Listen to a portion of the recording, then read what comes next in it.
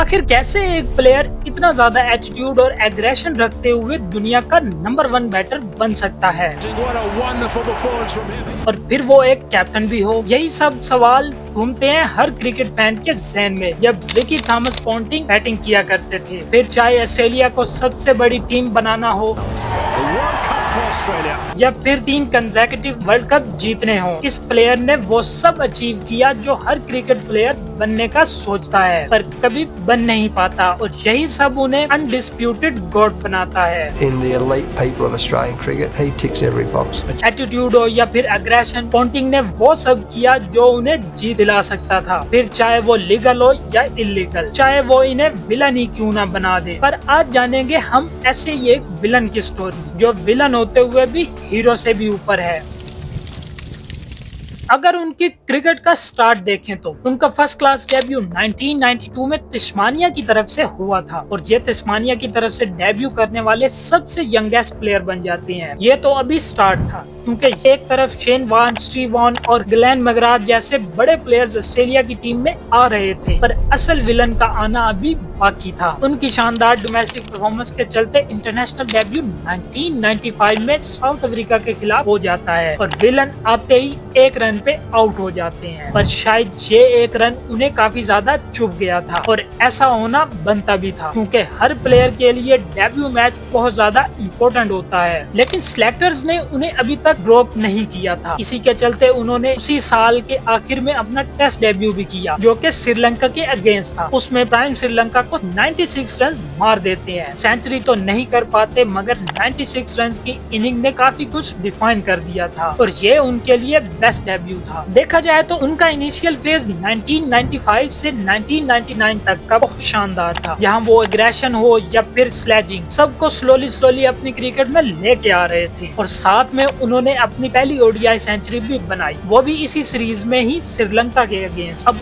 उनकी इस तरह की बैटिंग से सभी बॉलर्स को पता चल चुका था, कोई और प्लेयर डरे या न डरे, पॉन्टिंग तो नहीं डरने वाला। इसी दौरान क्रिकेट का सबसे बड़ा मेला यानी 1996 का वर्ल्ड कप भी आ गया था। ये वही वर्ल्ड कप है जो कि काफी कंट्रोवर्सीज के लिए फेमस भी है, और ऑस्ट्रेलियन टीम इस इवेंट में फेवरेट टीम थी जो कि 9 साल बाद वर्ल्ड कप के फाइनल में गई थी। लेकिन वर्ल्ड कप के एंड पे आके वो हार जाती हैं। लेकिन पूरे टूर्नामेंट में पॉन्टिंग ने मिडल ऑर्डर में खेलते हुए काफी अच्छा परफॉर्म किया था, जिसमें उन्होंने 6 मैचेस में 239 रन बनाए थे, जिसमें उनकी वेस्ट इंडीज के खिलाफ लगाई गई मेडन सेंचुरी भी शामिल थी। लेकिन नॉकआउट्स में वो कुछ अच्छा नहीं खेल सके थे। फाइनल हारने के बाद पॉन्टिंग ने एक चीज जरूर जान ली थी कि अगर जीतना है तो कुछ आउट प्ले करके दिखाना पड़ेगा, जिसका रिजल्ट हमने अगले 3 वर्ल्ड कप्स में देखा भी था। 24 जुलाई 1997 इस दिन रिकी पॉन्टिंग ने अपना एशेज डेब्यू भी किया। उस टाइम की एशेज आज की एशेज से काफी डिफरेंट थी, और ऑस्ट्रेलिया पिछले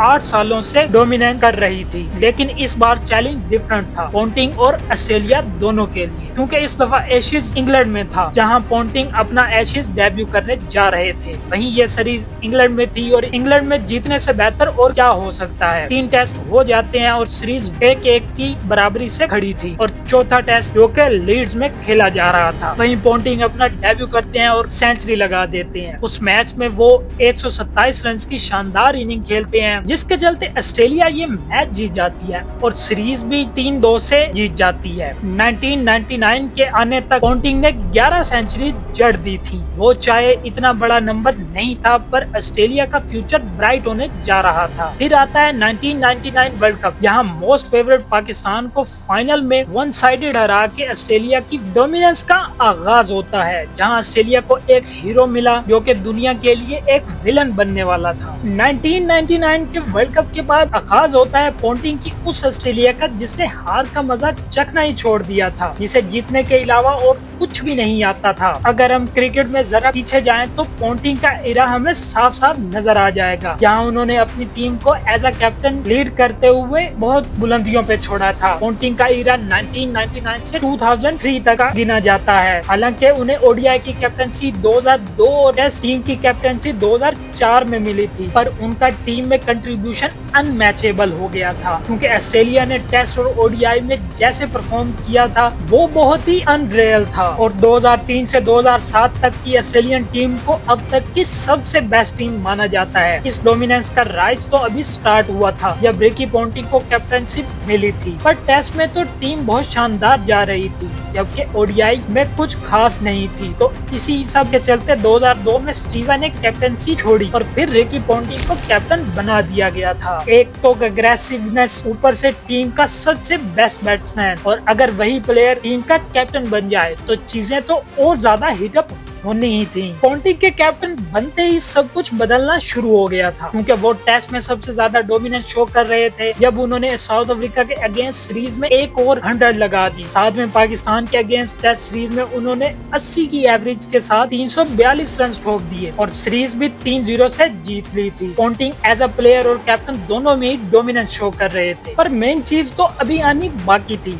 और वो भी 2003 का वर्ल्ड कप, जिसे कोई भी भूल नहीं सकता, खास तौर पे इंडियन फैंस, क्योंकि टीम इंडिया ने बहुत शानदार खेलते हुए फाइनल के लिए क्वालिफाई किया था और फाइनल में जाके पॉन्टिंग ने ट्रॉफी छीन ली। अगर टूर्नामेंट स्टार्ट से ही देखा जाए तो ऑस्ट्रेलियन टीम स्टार्ट से ही बहुत शानदार खेल रही थी और सबको यही लग रहा था कि ये वर्ल्ड कप ऑस्ट्रेलिया ही जीतेगा, और हुआ भी कुछ यूं ही, क्योंकि जब फाइनल मैच स्टार्ट हुआ तो पहले बैटिंग करते हुए ऑस्ट्रेलिया की पहली विकेट 105 रन पे जाती है, पर उसके बाद आता है ऑस्ट्रेलियन कैप्टन रिकी पॉन्टिंग, और बस उसके बाद स्टार्ट होता है रिकी पॉन्टिंग का तांडव, क्योंकि हर रन के बाद रन, हर शॉट के बाद शॉट, इनिंग के खत्म होते ही पॉन्टिंग 140 रन पे नॉट आउट थे, जो कि वजह बने ऑस्ट्रेलिया की one sided match winning streak का, और ये पॉन्टिंग को मैन ऑफ द मैच भी बना दिया गया। और ये क्रिकेट हिस्ट्री में दूसरी दफा हुआ था जब फाइनल में टीम कैप्टन को मैन ऑफ द मैच मिला था। पॉन्टिंग 2004 से 2006 तक अपने प्राइम एरा में थे, और ये कहना गलत नहीं होगा कि उन 3 से 4 सालों में पॉन्टिंग ने ऑपोजिशन को सबसे ज्यादा धोया था। उन्होंने इस पीरियड के दौरान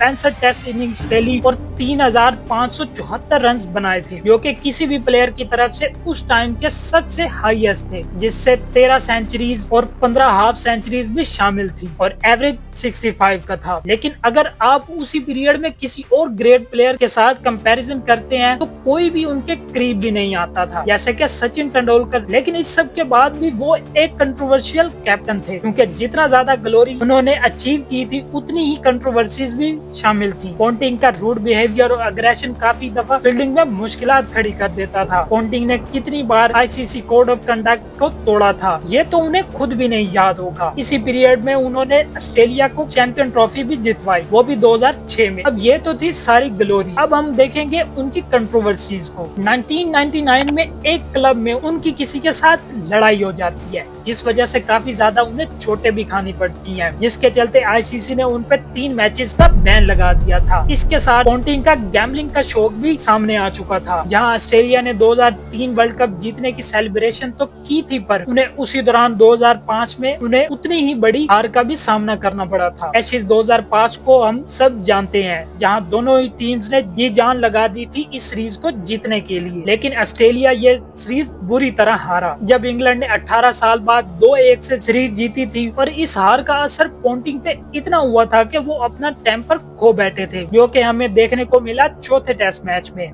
जब वो 48 रन पे बैटिंग कर रहे होते हैं। वहीं वो इंग्लैंड के एक प्लेयर के हाथों रन आउट हो जाते हैं, और ये रन आउट अपने आप में ही एक कंट्रोवर्शियल था। पॉन्टिंग ने पवेलियन जाते हुए इंग्लैंड के कोच को काफी ज्यादा गालियां भी दी, जिसके चलते उन्हें 45% मैच फी का जुर्माना भी सामना करना पड़ा। अब ये कंट्रोवर्सीज इसलिए ज्यादा इम्पोर्टेंट थी क्योंकि पॉन्टिंग एक कैप्टन थी, और एक कैप्टन की तरफ से ऐसा किया जाना बिल्कुल भी बर्दाश्त के काबिल नहीं था। पर ये तो अभी कुछ भी नहीं था, क्योंकि जो नेक्स्ट है वो सुन के तो आपके होश ही उड़ने वाले हैं। 2008 का मंकी गेट स्कैंडल, इस टेस्ट सीरीज में पॉन्टिंग और क्रिकेट हिस्ट्री की सबसे वर्स्ट अंपायरिंग की गई थी, क्योंकि हमने देखा कि अंपायर्स बार बार गलत डिसीजन दे रहे थे, जबकि कई दफा तो हमने देखा कि पॉन्टिंग हाथ के इशारे से अंपायर को आउट देने का कह रहे थे और अंपायर आउट भी दे रहे थे। इसे देख के कमेंट्री पैनल में बैठे सुनील गावस्कर इतना भड़क गए थे कि उन्होंने काफी ज्यादा क्रिटिसाइज भी किया था अंपायर्स और पॉन्टिंग को। पर रिकी पॉन्टिंग पॉन्टिंग ऐसे ही थे। देखते ही देखते 2007 का वर्ल्ड कप आ जाता है और ये कहना गलत नहीं होगा कि ऑस्ट्रेलिया इस वर्ल्ड कप को भी सिंगल हैंडली डोमिनेट करती है, लेकिन इस दफा कुछ अलग ही था। यहाँ पे 2003 में प्लेयर्स यंग थे, वो अब 2007 में उनकी एवरेज एज 36 तक पहुंच चुकी थी। खुद पॉन्टिंग 33 साल के हो गए थे, पर वो इस एज में भी काफी ज्यादा अग्रेसिव और वेल परफॉर्मर भी थे। स्कॉटलैंड के खिलाफ पॉन्टिंग उस वर्ल्ड कप में अपनी पहली सेंचुरी लगाते हैं और वर्ल्ड कप का शानदार आगाज करते हैं। ऑस्ट्रेलिया इस बार भी बिना कोई मैच हारे वर्ल्ड कप जीत जाती है और ऑस्ट्रेलिया के साथ Ponting third consecutive world cup अपने नाम करते हैं। ऑस्ट्रेलिया के प्लेयर ग्लेन मैकग्राथ इस वर्ल्ड कप के बाद रिटायरमेंट लेते हैं और उस world cup man of the tournament भी बन जाते हैं। 2007 का वर्ल्ड कप जीतने के बाद ऑस्ट्रेलिया की विनिंग स्ट्रीक 29 तक पहुंच गई थी, यानी ऑस्ट्रेलिया ने लगातार 29 वर्ल्ड कप मैचेस जीते थे। वहीं Ponting as a captain second world cup जीत चुके थे और ऐसा करने वाले वो क्रिकेट हिस्ट्री के दूसरे कैप्टन थे। ये सिलसिला 2009 की चैंपियन ट्रॉफी तक चला, जहां उन्होंने न्यूजीलैंड को हरा के चैंपियन ट्रॉफी को अपने नाम किया था। देखिए पॉन्टिंग की एज अ कैप्टन वो चौथी आईसीसी ट्रॉफी थी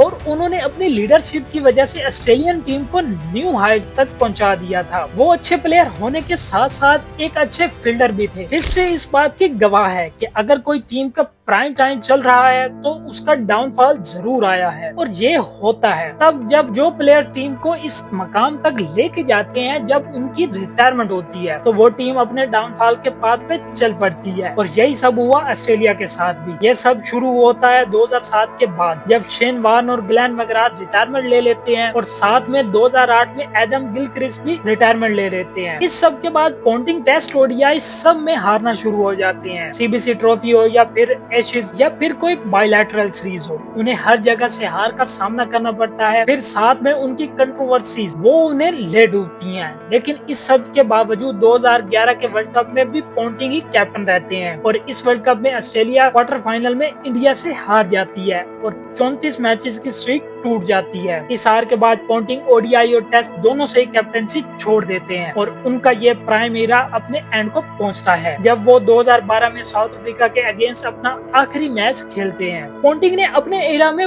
वो सारे रिकॉर्ड तोड़े जो कि कभी अनब्रेकेबल लगते थे, चाहे वो फिर वर्ल्ड कप में 5 कंसेक्यूटिव सेंचुरीज हैं या फिर 3 कंसेक्यूटिव वर्ल्ड कप जीतना हो। इसके अलावा भी उन्होंने अपने 10-12 साल के टाइम पीरियड में काफी कुछ अचीव किया था। वो सिर्फ अपने लिए नहीं कर गए थे, वो साथ में प्लेयर्स को भी बना के गए थे, जिसका रिजल्ट हम देख रहे हैं।